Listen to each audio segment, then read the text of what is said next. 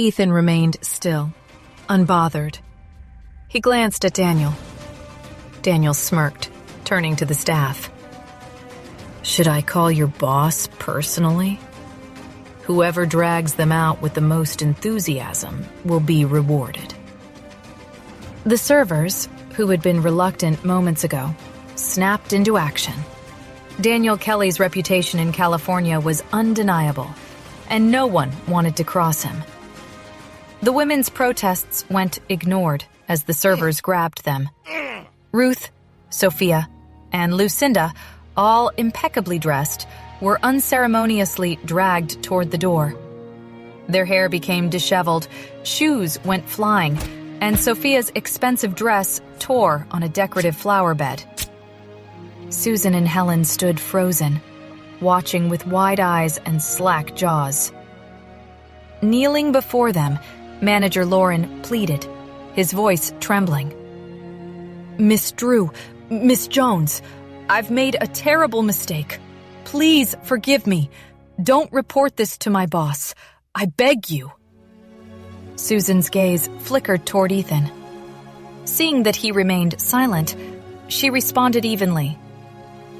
How lucky we are that young Master Kelly stepped in. Otherwise, we'd have been the ones dragged out like that. In that case, I wouldn't have forgiven you so easily. Daniel's grin widened. No need for you to lift a finger. I'll handle it. Their boss will hear about this. Manager Lauren collapsed onto the floor, pale and trembling. Helen, clearly delighted by the turn of events, turned toward Susan.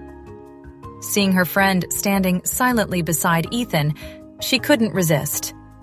With a mischievous nudge, she shoved Susan forward. Off balance, Susan stumbled, straight into Ethan's chest.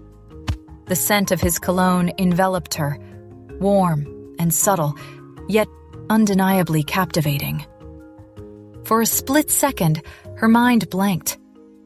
She hadn't expected him to smell. This is good. Realizing her position, Susan jerked back, her face flushing. I'm sorry. It was an accident.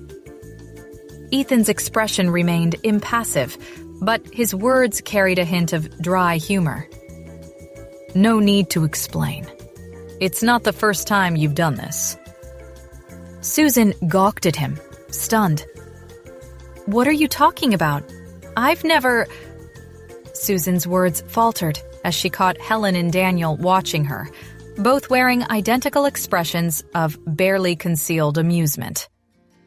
Daniel cleared his throat softly, a faint smile playing on his lips. It seems like fate has brought us all together tonight. How about we share a meal? What do you think? Helen's face brightened instantly, her eyes glimmering with enthusiasm. That sounds perfect. I was just thinking we should have a toast to thank you for stepping in and helping us out. Daniel chuckled warmly, his tone light yet inviting. Well then, let's not wait any longer, shall we? With a graceful gesture, he motioned toward the dining area, his demeanor effortlessly charming. Helen glanced at Susan, her excitement evident in her voice. Come on, Susan. Let's not miss this chance to enjoy dinner together. Susan hesitated briefly, her gaze flickering toward Ethan, who stood silent and stoic. But with a quick nod to Helen, she fell in step with the group. All right, let's go, Daniel said, his voice calm and steady as he led the way with a confident stride. As Helen and Daniel entered the restaurant, their lively conversation filled the air. Susan trailed behind, her mind reeling. How could Helen be so bold, marching ahead without even consulting her? Susan hesitated for a moment, glancing at Ethan for some sort of reassurance. But he didn't even glance her way. His sharp, composed figure moved forward, his hands casually tucked into the pockets of his trousers. Without a word or pause, He entered the restaurant, leaving Susan standing in his wake. Flustered, she hurried after him, unsure of how to approach the strange tension between them. A server soon led the four of them into a luxurious private room. The moment Susan stepped inside, she stopped in awe. The atmosphere was rich with intricate chandeliers, casting warm golden light over the high-end furnishings. Helen leaned in close, her excitement barely contained. "It's definitely your husband who booked this room," she whispered. "This is the Star Room, the most exclusive private space in the restaurant.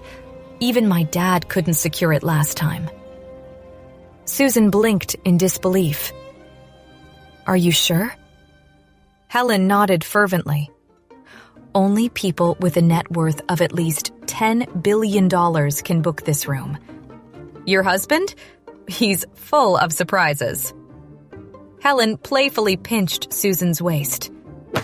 "You know, for all your complaints about him, he's not so bad. After what happened yesterday, I expected him to freeze you out completely.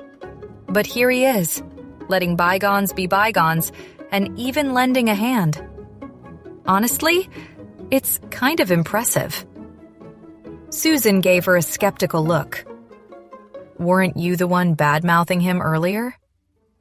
Helen waved it off with a grin.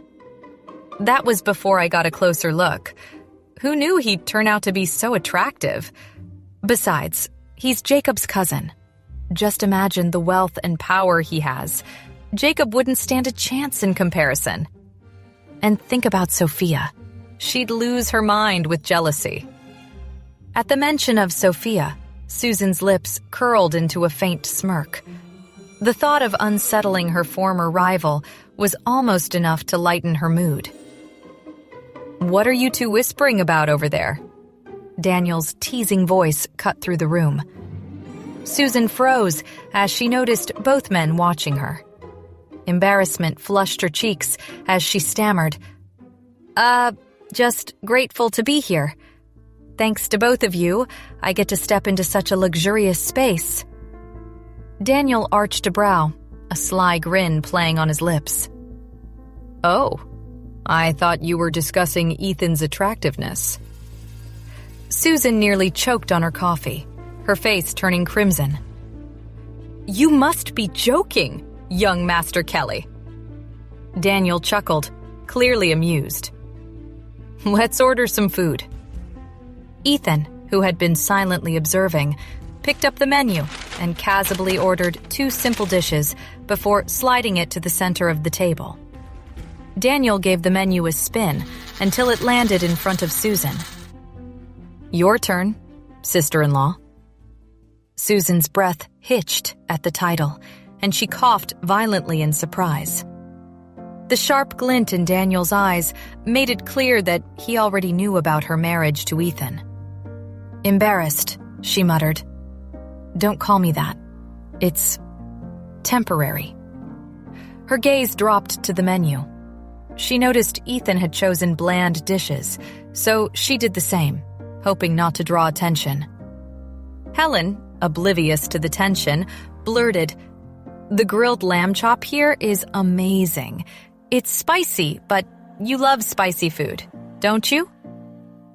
The room fell silent for a few seconds. Daniel's amused chuckle broke the stillness. "She's clearly being considerate of Ethan's preference for bland food. How thoughtful of her." Helen's brows shot up in surprise before she flashed a mischievous grin at Susan. Susan, now mortified, stammered, "That's not it. My stomach hasn't been feeling great lately." Helen patted her hand with faux sympathy. "No need to explain. We understand." Susan sighed heavily, her face burning with embarrassment. Her friend was truly a master at turning the tables on her. Ethan, who had been quiet, raised his lashes to glance at Susan. She was wearing a soft pink knitted top that highlighted the milky smoothness of her neck. Her face, now flushed, extended the blush to her delicate earlobes. He found his gaze lingering longer than intended, his eyes flickering briefly with something unreadable before he masked it behind a sip of coffee. Helen, ever the dramatist, pulled out her phone and began scrolling. "So, Susan, have you decided where you're renting? Here's one I found, $800 a month. It's not bad." Daniel's attention perked up. "Who's renting a place? What kind of apartment costs only $800? Helen sighed theatrically. "Susan, since she's no longer welcome with the Drew family, she's left with barely anything. She stayed in a budget hotel last night. No windows, sketchy bed linens, and people sliding suspicious cards under the door. It's dangerous." Susan sipped her coffee quietly, her head bowed to avoid attention. Ethan's brows furrowed slightly, the faintest sign of disapproval crossing his face. Daniel leaned back in his chair, shooting Ethan a pointed look. "Ethan, how could you let your wife stay somewhere like that? You're slacking on your responsibilities." Susan, sensing the brewing tension, took a breath and tried to lighten the mood. "It's my fault. I made mistakes. Ethan was right to be upset." Daniel started to reply, but Ethan cut him off with an icy tone. "Mistakes or not, your apology changes nothing." The sharpness of his words made Susan's heart sink. She had thought, perhaps foolishly, that Ethan's demeanor today hinted at reconciliation.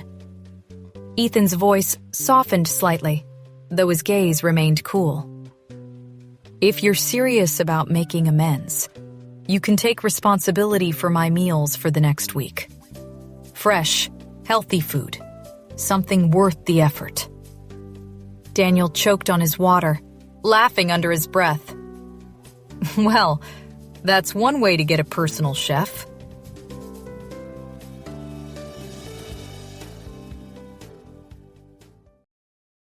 To listen to the full audio series, install the Pocket FM app now.